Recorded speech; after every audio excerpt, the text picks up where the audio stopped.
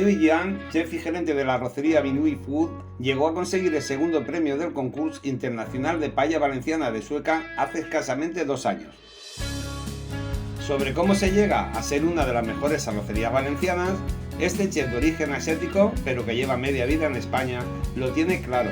Es importantísimo trabajar con los mejores productos del mercado. Por ello, todas las semanas acude un par de veces a Mercavalencia para escoger los pescados, mariscos y verduras que servirán de base para sus arroces.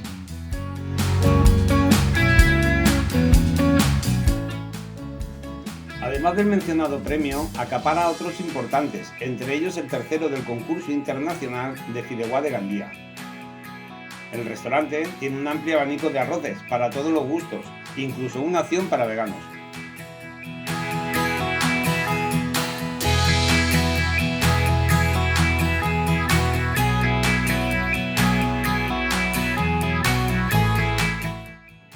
En Minui Food se pueden disfrutar también de unas buenas tapas, elaboradas como no, con estos productos frescos: clochinas valencianas, calamares, sepia, ensaladilla rusa, oreja a la plancha, gambas al ajillo o pulpo a la gallega, entre otras.